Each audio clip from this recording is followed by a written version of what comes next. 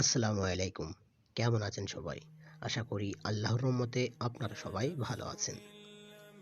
আজ আমি আপনাদের মাঝে ৩০ মে শহীদ জিয়াউর রহমানের ৪২তম মৃত্যুবার্ষিকী উপলক্ষে একটি পোস্টার ডিজাইন শেয়ার করব এবং কিভাবে এই পোস্টার ডিজাইন আপনার হাতে থাকা মোবাইল দিয়ে কাস্টমাইজ করে নেবেন সেটি সম্পূর্ণ ভিডিওতে দেখিয়ে দিব।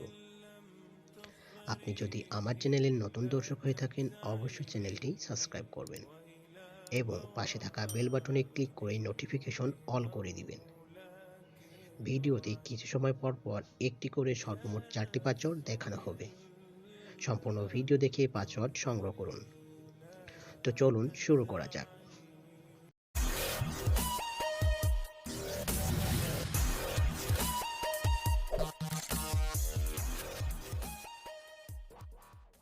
সর্বপ্রথম আপনাকে এই ভিডিওর ডেসক্রিপশন বক্সে আসতে হবে।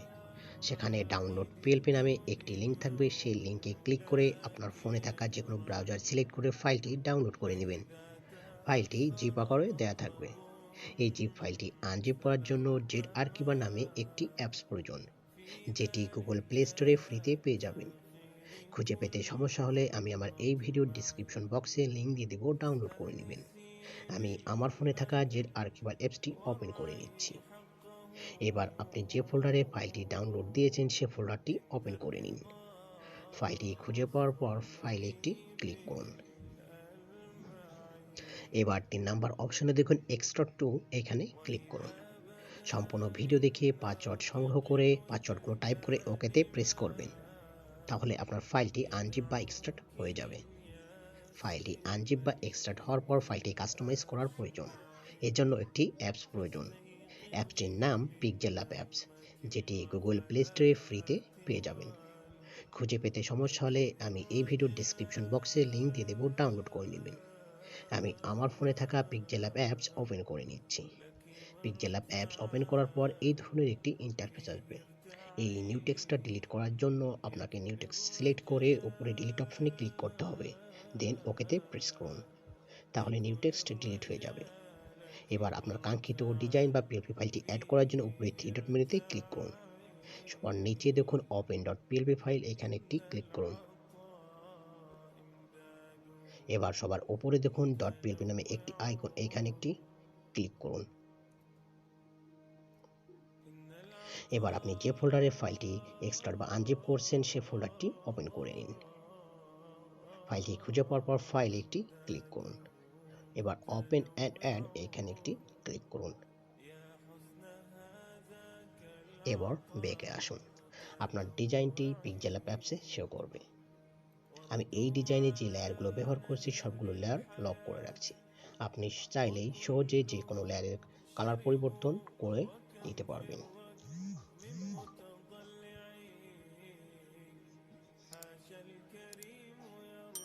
আপনি চাইলে এই দুইটা লেয়ারের ছবি চেঞ্জ করে নিতে পারবেন।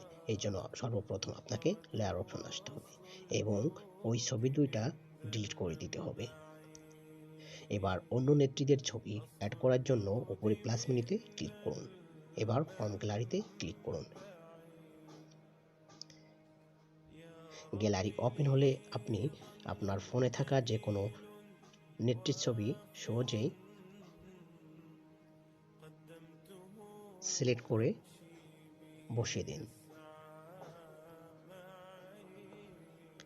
এইভাবে দুটা লেয়ারই সুন্দরভাবে কাস্টমাইজ করে নেবেন।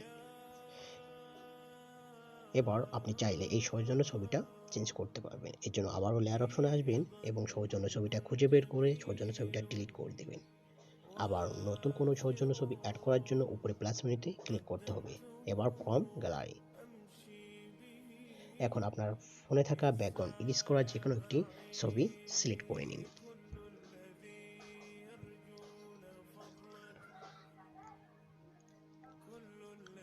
দেন ওকেতে প্রেস করুন। এবার রিসাইজ করে ছবিটি বসিয়ে দিন। এবার সৌজন্যের নামটা চেঞ্জ করতে হবে। এই জন্য আবার লেয়ার অপশন আসবেন এবং সৌজন্যের নামটা খুঁজে বের করুন। লক থাকলে সর্বপ্রথম আনলক করুন। আনলক করার পর সাইডে দেখবেন পেন আইকন, এখানে একটি ক্লিক করুন। দেন আবার পেন আইকন আসবে, এখানে একটি ক্লিক করে আপনার কাঙ্ক্ষিত নামটি টাইপ করে বসিয়ে দিন। আপনি চাইলে লেখার কালারও চেঞ্জ করে নিতে পারবেন। এই জন্য টেক্সট অপশনে এসে আপনাকে কালার অপশনে আসতে হবে। এবার ইচ্ছামতো যে কোনো একটা কালার চুজ করে ওকেতে প্রেস করবেন। আমি এই ডিজাইনে শহীদ জিয়াউর রহমানের 2টা ছবি ব্যবহার করছি। আপনার যে ছবিটা ভালো লাগবে আপনি সেই ছবিটা ব্যবহার করবেন। এর জন্য সর্বপ্রথম লেয়ার অপশনে আসবেন এবং একদম নিচে আসবেন, এসে আপনি যে ছবিটি ভালো লাগবে সেই ছবিটি আনহাইড করে দিবেন। অ্যান্ড সর্বোপরি ডিজাইনটা কাস্টমাইজ করা হয়ে গেলে ফাইলটি সেভ করবেন।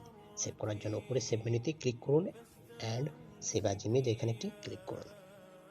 আপনি যদি ডিজাইনটি প্রিন্ট করতে চান অবশ্যই আপনাকে জেপিজি এর জায়গায় পিএনজি করতে হবে এবং কাস্টম যে সাইজটা আছে এটি দিয়ে সেভ করে নেবেন।